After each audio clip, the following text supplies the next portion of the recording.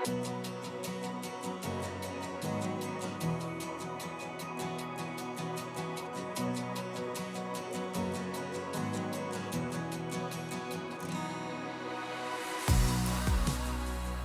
back to the Acceptance Project podcast. I'm your host, Dr. Bryan Gross. Today I want to talk about something that happens every year, something that most of us are aware of, but we rarely stop to think about it. I'm talking about the summer solstice.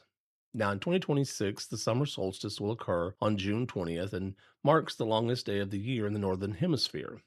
It's the day when the Earth is tilted closest to the sun, giving us more daylight than any other day of the year. For thousands of years, people around the world have celebrated this event. Ancient civilizations even built monuments aligned with the sun. Entire communities gathered to mark the occasion. Farmers paid attention because it helped them understand the changing seasons and prepare for what came next. Today, most of us just notice that it's still daylight at 9 o'clock at night and we think, wow, that's a long day. But I think there's something much bigger here. So grab something cold to drink and let's spend a few minutes talking about my favorite time of the year.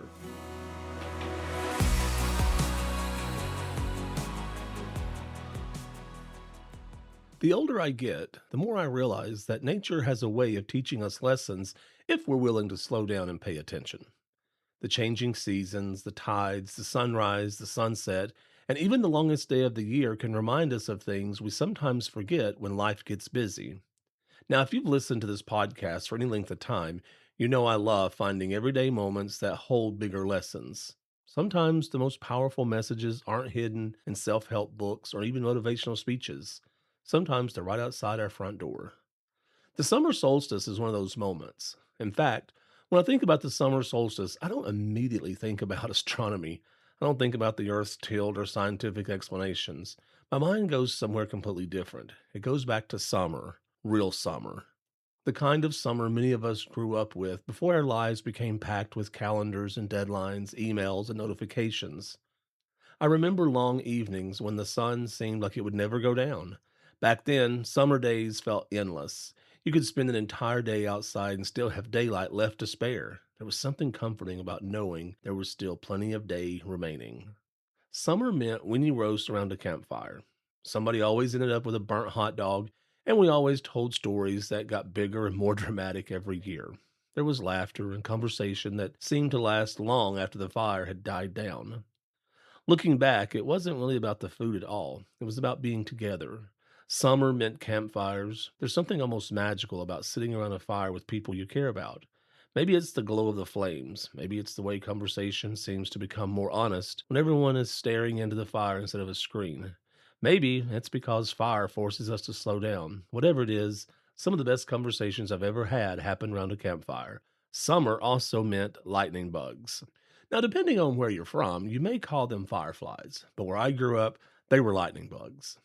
As kids, we would run through the yard chasing those tiny blinking lights like they were treasures.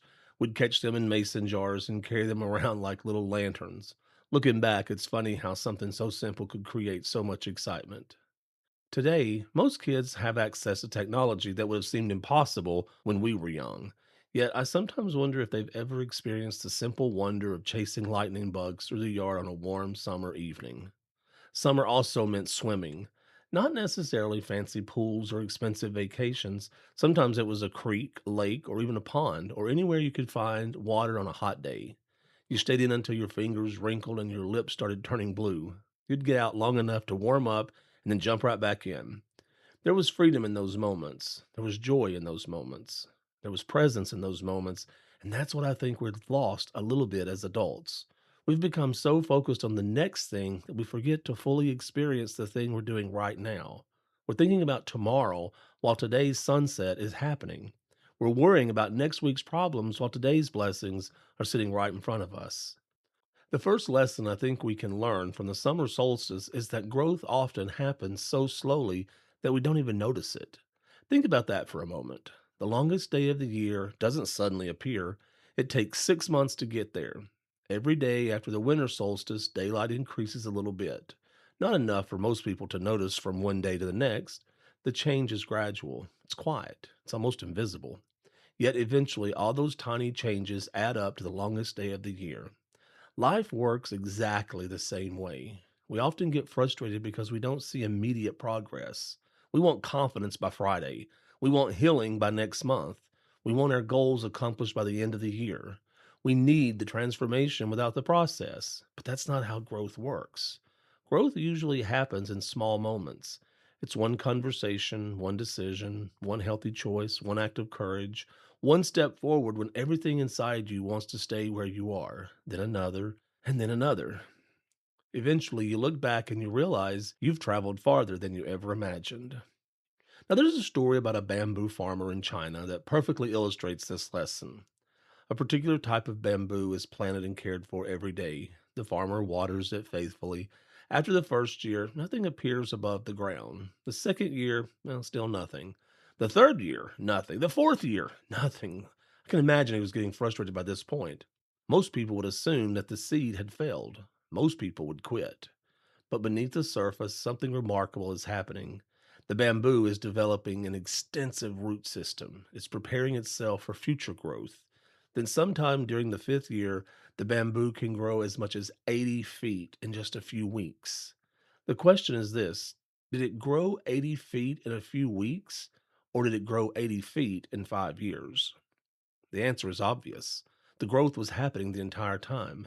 I think a lot of people listening today need that reminder. Just because you can't see progress doesn't mean progress isn't happening. Maybe you're rebuilding after a loss. Maybe you're trying to improve your health. Maybe you're building up a business. Maybe you're learning to trust yourself again.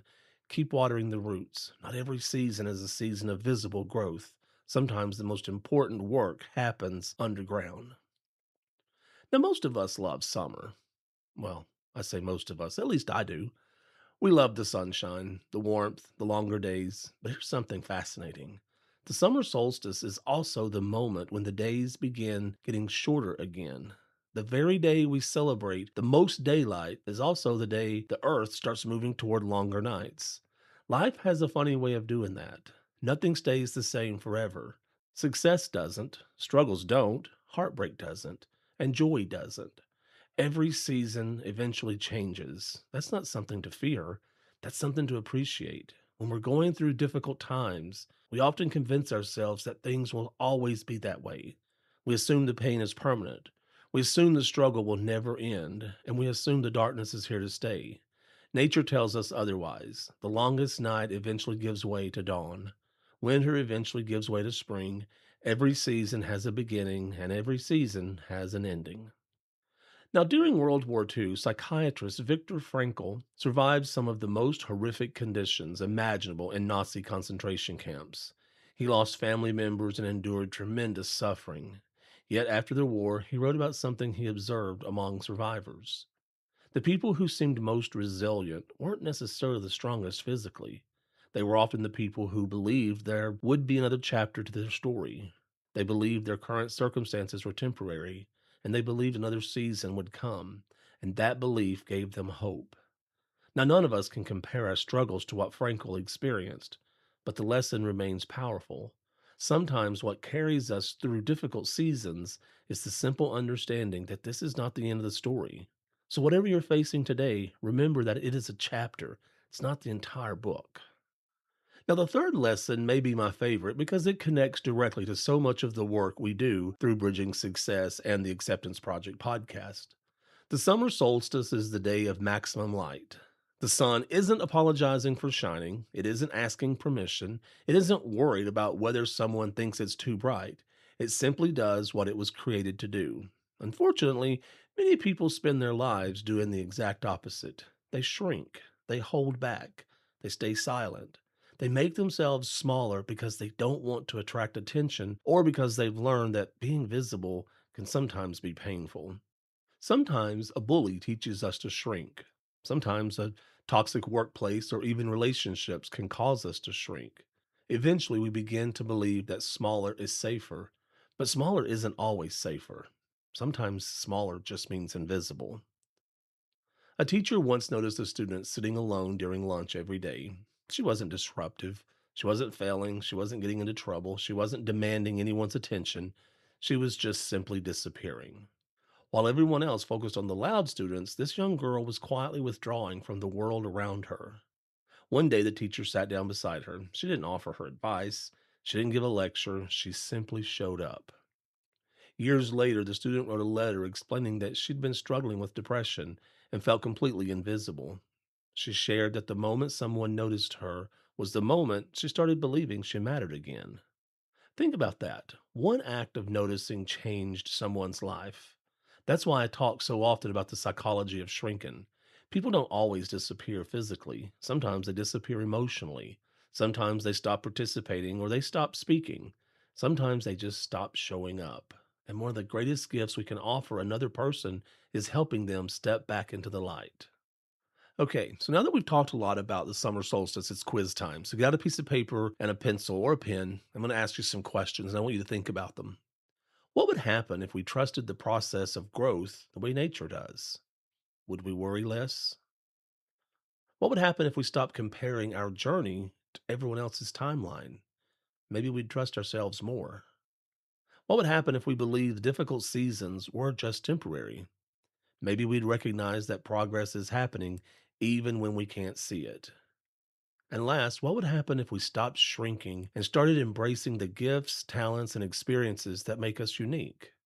Maybe we'd spend less energy trying to become someone else and more energy becoming the person we were always meant to be. As we come to an end of today's conversation, and as we celebrate the summer solstice, I hope you'll take a moment to step outside. Watch the sunset, feel the warmth of the day, notice the light, pay attention to what nature is teaching. The longest day reminds us that growth is often gradual. It reminds us that seasons change, and it reminds us that darkness never lasts forever.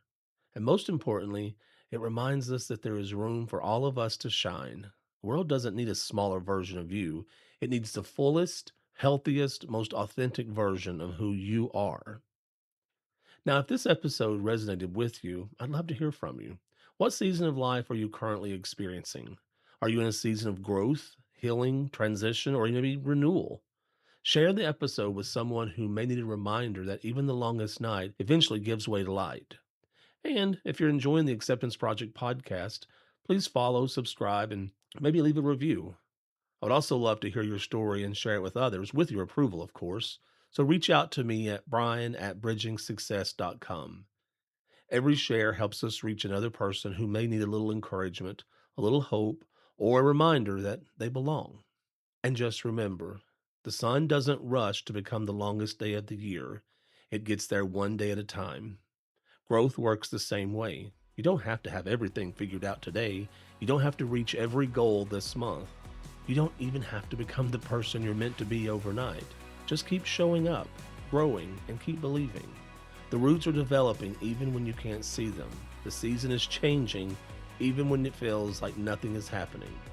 And sometimes the brightest chapter of your life is quietly being prepared long before it ever comes into view. So, until next time, take care of yourself and take care of those around you.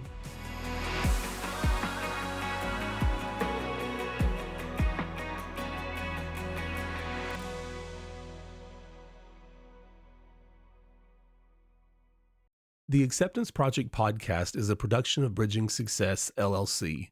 To learn more about the podcast and our work, please visit bridgingsuccess.com. This podcast and its contents are for educational, informational, and entertainment purposes only. I'm Dr. Bryan Gross, but I'm not a licensed therapist. The topics and opinions shared by me and any guests are our own and should not replace professional or medical advice. If you're seeking mental health support, medical guidance, or help with personal matters, please reach out to a licensed professional who can provide the individual support you need.